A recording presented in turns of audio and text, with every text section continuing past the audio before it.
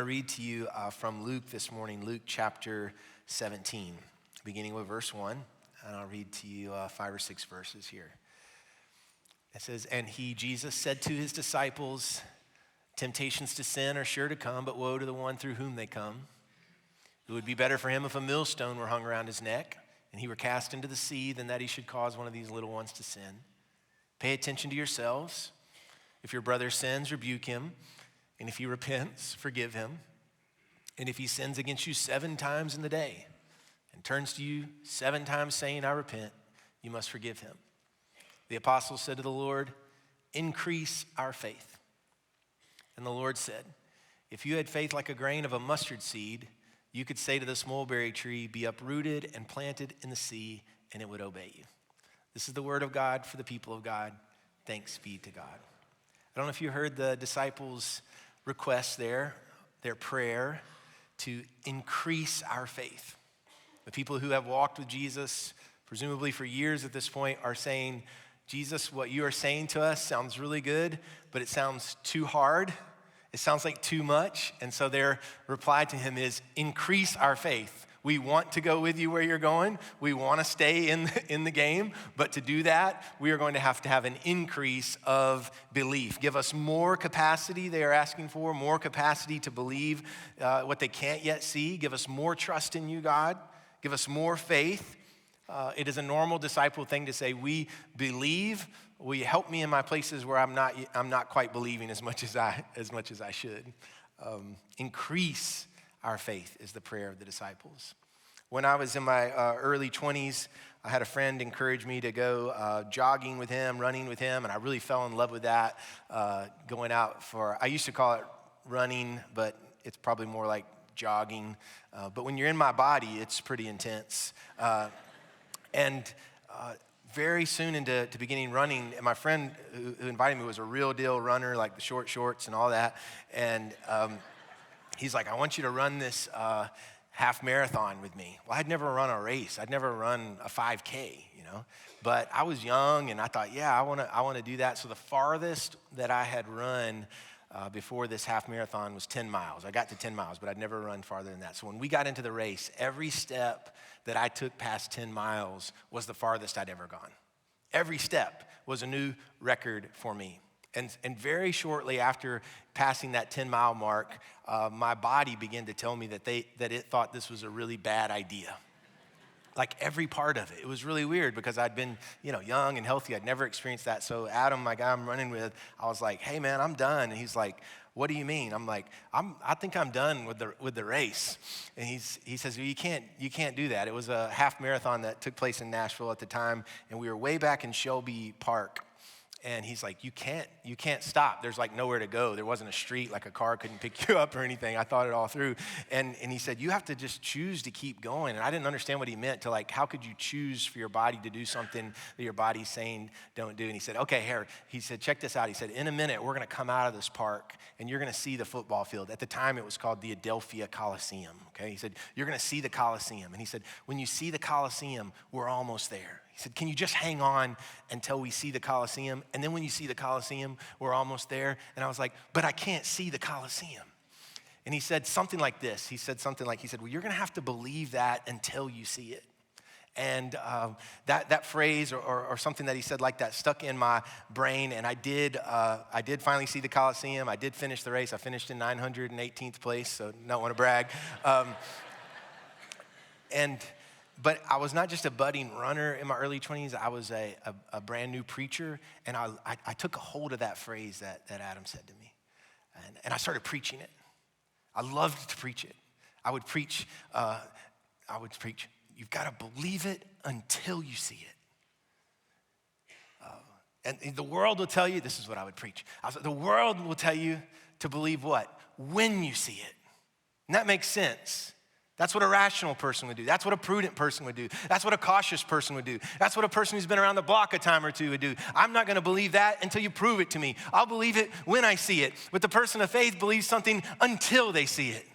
It's a distinction between those who believe and those who have their mind focused on what they can only see right before them. And a disciple has no choice when they're following Jesus sometimes but to believe until you see it. There are some things that are yet to come in your life that you can't see at all. There are some places that God is moving you, and every step you take is the furthest step you've taken in that faith journey. You're like, this is new territory, this is new territory, this is new territory, and you can't even see where you're going. But God has got you moving. And the disciples they're paying attention to Jesus. They really want to go where he's going. And he gives them these really hard teachings. He talks to them about a way of forgiving that is almost hard to comprehend. My brother has done something against me and I forgive him. Okay, fine. And Jesus is like, yeah, if he does it 7 times and asks for forgiveness, then forgive him. The disciples say, that's too hard. That's too much. But what they articulate is this. They say, increase our faith. Increase in me the ability to keep going with you, God. And if you're a normal disciple, there will be times that you will have to say, I'm giving you the guarantee. There will be some time this year where you'll be facing something, and if you remember this prayer, you'll pray it. You'll have to say, increase my faith, God. I'm not there yet. I don't have enough of what you're asking me to do, but I want to keep going. And so the disciples start stepping into increasing their faith, increasing their forgiveness, increasing their gratitude, increasing their prayer. They stepped into increase. And that's what we're going to be doing this January. For the next 4 weeks, I want to, as we're walking through Luke, think about what it would look like for you to step into a life where things are increasing. Last year at Providence Church, we said this will be a year of recovery. And we prayed, our verse of the year was a verse that said, the Son of Man has come to seek and save the lost. And I don't know if y'all remember, we started praying for lost sons and daughters to come home. We started praying for our kids and praying for our grandkids and praying for our neighbors. And we saw last year more restoration of lives and restoration of hearts, baptisms. We had a streak, I don't know if it was like April to November, that there was a baptism every week. In December, when we had all this other stuff to do, we had to light candles and, put up trees and all this. We kept having people be baptized. And it was the result of this recovery that God was working in us, a year of it. And I feel, for one, like we're not done with that, amen?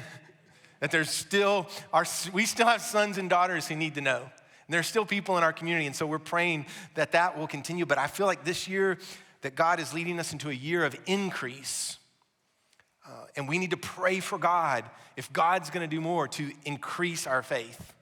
But I want to be clear, I'm not putting on a flashy 3-piece suit and telling you we're praying for an increase, so y'all can fund my private jet or something like that. I'm not that kind of preacher. I wear blue jeans. But anyways, I think how could we even pray? I'm not praying like a prosperity. How could we even pray like that? God's pouring out on us more than we could ever imagine.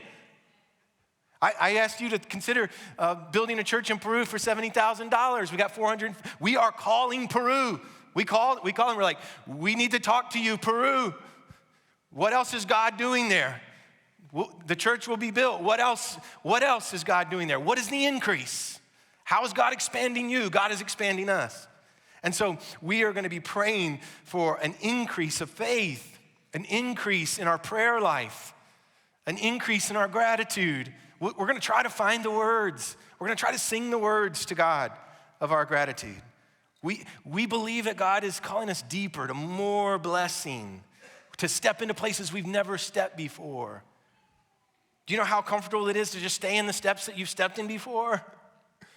It's going to require the heart of the church to say, oh God, okay, God, we will go there, but we're praying that you will increase our faith, that you'll expand our belief, to be able to step into these new territories where you're leading us. So our verse for the year is Luke 17:5.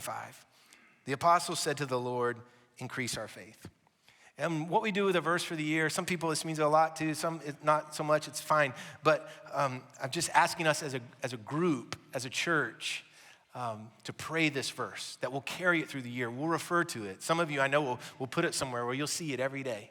I think you can probably just remember that second part of it and just pray sometimes, increase our faith, God, as a family. Increase my faith, God. The disciples who'd been with Jesus for years, presumably, this is Luke chapter 17. We're 2 chapters away from Jesus' last week on earth. We're almost to the end. Have you enjoyed Luke? Yes, it's been awesome.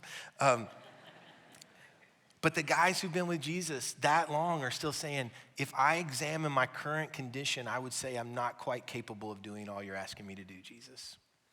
But instead of turning away, they say, increase my faith. Increase, God, what you would do in me. Well, Jesus' response to them when they say increase our faith is really important. He actually doesn't say, that's right, guys, you need more faith. He doesn't say, okay, I'm going to give you a bigger faith so you can take the next step. Here's what he says. He says, actually, if you had the tiniest faith, you could do this. He describes this mustard seed faith. The mustard seed was the smallest seed of the garden plants, but it grew the largest tree in the garden, the mustard plant. He says, you don't need more faith, you need faith. It's not the amount of faith, Jesus says, it's just the faith. And so I want us to, you might think, then why are we going to pray this prayer if it was sort of misguided? I'm gonna tell you, sometimes I give you questions to ask. Why are we going to do this? Well, I'll tell you, okay? The reason is because I love the disciples' request and what the heart of it means. I think it's the heart of any church who's following after God faithfully. Here's four things, all right? When we pray, increase my faith, first we are saying there is a next step for me.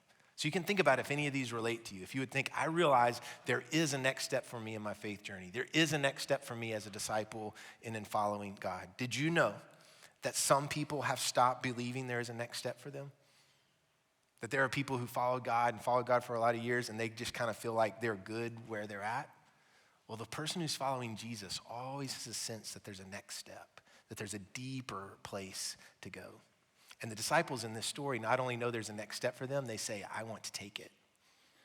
So you can begin to think, am I following this progression? Do I know there's a next step and I want to take it? That's why I like increase our faith. That's why we're going to pray it, even if Jesus is like, hey, you're good if you just have a little bit of faith.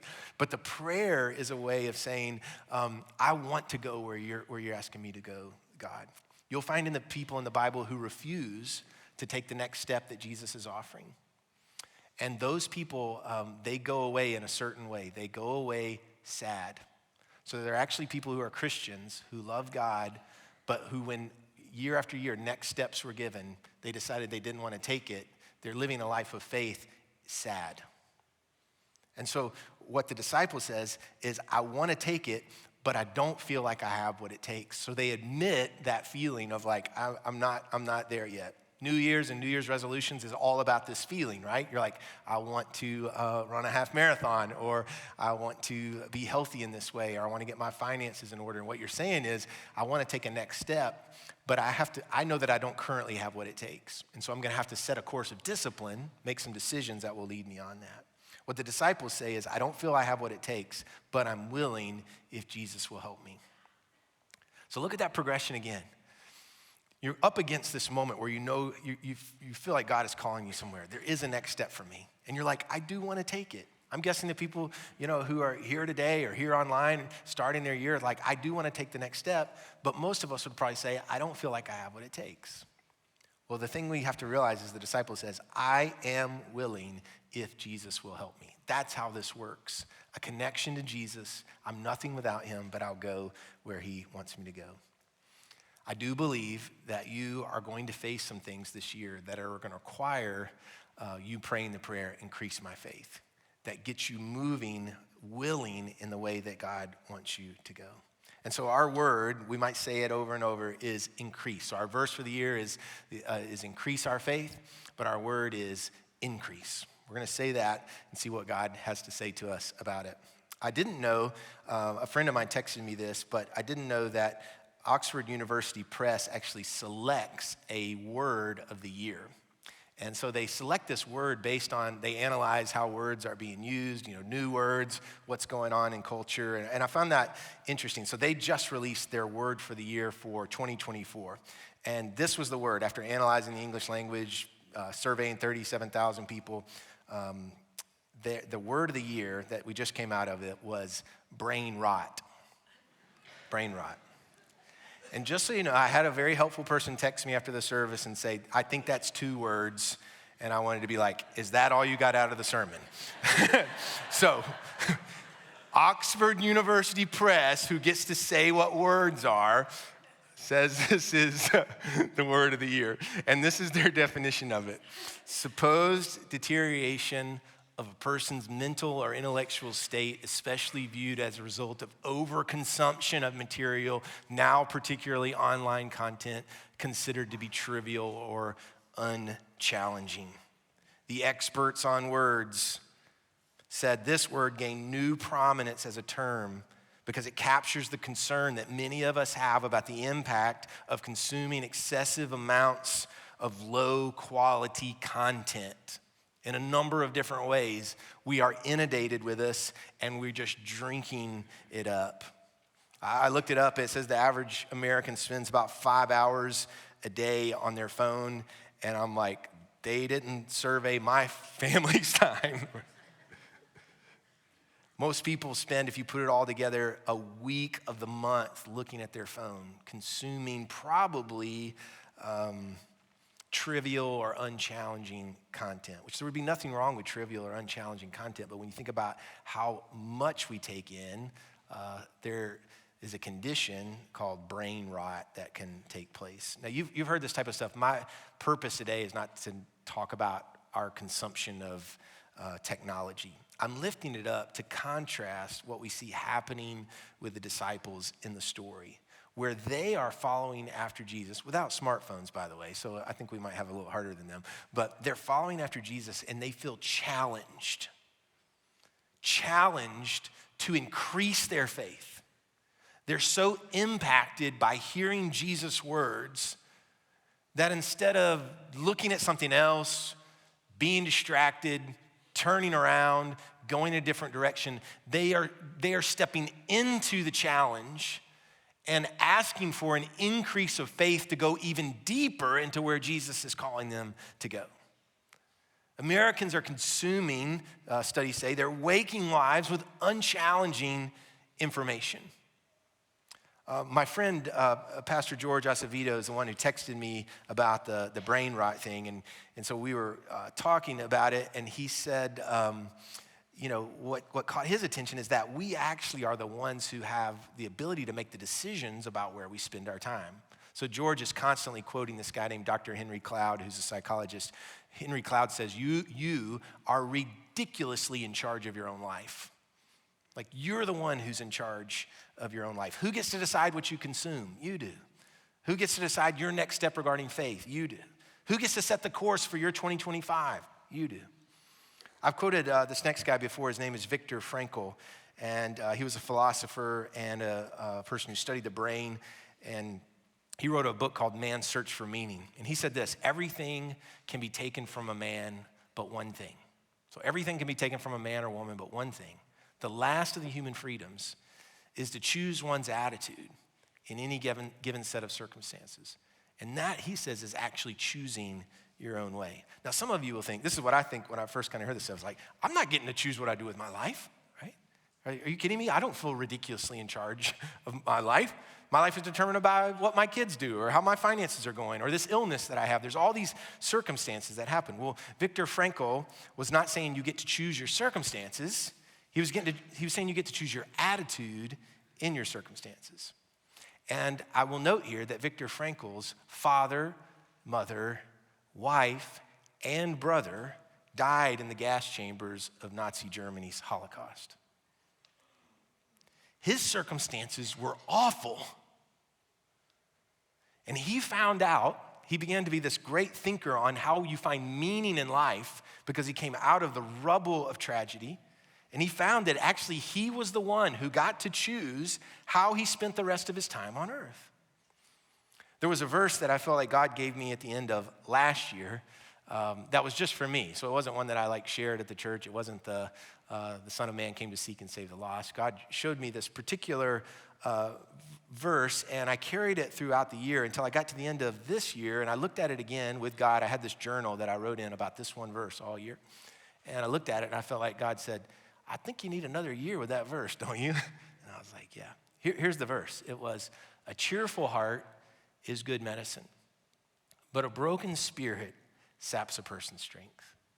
At the end of last year, what I realized in reading through Proverbs, and this really sticking out to me, is I had gone through, for me, what had been the most difficult 2 years of my life, mainly connected to some health stuff that I'd never encountered. And I actually had to take medication coming out of this thing that I had, and I'd never taken medication. It was hard to remember to take all the pills. And after a year, I realized this one particular medication, I had to take 2 pills each day, one in the morning and one at night. I had made it the whole year, and I hadn't missed 1 pill. And I was pretty proud of myself for that. And I don't, if you're like, how did he do that? Well, I had these little containers that said Monday, Tuesday, Wednesday, Thursday, Friday. There was a morning one and evening one. I always thought those were like for my grandparents, but they work like a charm, because you're like, did I take my medicine? You're like, nope, there it is. And so I made it a whole year and I didn't take it, or I took everything. But when I got to the end of that year and I hit this verse, I felt like God was saying to me, you've done really good on your medicine, in the little compartments, but what about the good medicine? And what I realized is that after walking through a difficult time for me over the course of years, that I actually let my spirit get broken in the midst of that, and it was sapping my strength. And I was like, how do I get out of this? I saw myself as the complete opposite. As somebody who was, what it meant for me is daily choosing to take the good medicine that God has given me, a cheerful heart. How do I get a cheerful heart? I had to choose it. And at the end of the year, I felt like God was like, you want to try that again? I was like, yeah, I want to try that again. What am I talking about? Okay, what am I talking about? Here's what I'm talking about. There is a cumulative effect of what you choose to do with your time. There is a cumulative effect of what you choose to do. It has a huge impact on your life, on your spirit, on your spiritual life, on your relationship with God. The disciples who were walking with Jesus without smartphones, it was a different situation. They could see him, they could touch him, they could eat with him, they could hear from him. And he would give these hard teachings that would lead others to say, I can't do that anymore. But these disciples would say, I'm stepping into the challenge. I'm stepping into the more difficult with a prayer, increase my faith. I want what you're offering, God, but I admit to you, I'm not quite there yet. I take a step closer to you. And it turns out, this is the cool thing, it turns out that a huge faith was not even required from them. Jesus is like, you don't even need, like you're thinking you need like superhero faith. He's like, you just need tiny faith. He said, this amount of faith, and you can move mountains. Small faith. The point of faith is not that you need a truckload of it. Jesus says the smallest faith is all that you need to what? Take the next step. The smallest seed we see in Luke, the smallest seed of faith is all that is needed for a miracle to happen in your life. So increase our faith is our way of saying this. There is a next step of faith for me. I want to take it. I don't feel I have what it takes. But I'm willing, Jesus. I'm willing, if you'll help me. That willingness is a seed of faith. And I think that you don't have to have a lot of schooling, a lot of Bible knowledge, a lot of experience in the church. It doesn't matter what your track record is. If you have the seed of willing faith, you can take the next step. And the way that we're going to hold on to that is by praying, increase my faith. The way a New Year's resolution works is, you capitalize on your willingness. So most of the time we don't care, but going into a new year, we have all this care that's built up. It's a willingness. And so you capitalize on the willingness with what? A resolution. You resolve something. And then the resolution, for it to work, there's a thing coming up this next Friday, which I think is called Quitters Friday, and it's when most people stop their New Year's resolutions, the second Friday of the year. So we'll celebrate that together, okay? But the only way a resolution will work, you're willing, you resolve it, the only way it works is if you set some kind of pattern of discipline to hold it. We all know that. That's how we do these other things. So that's what I want us to think about as we go through, not to give you another resolution, but to give you some steps that you can take in your faith journey. And so what we're going to look at, we're going to call it Increase My Faith. The first thing that we resolve is to create space to increase faith. Most of us, the word of the year or the 2 words of the year is brain rot, and it's because we don't really have a lot of space. We just have all this stuff consuming us. Well, who's the only person that can determine if you're going to create space? You.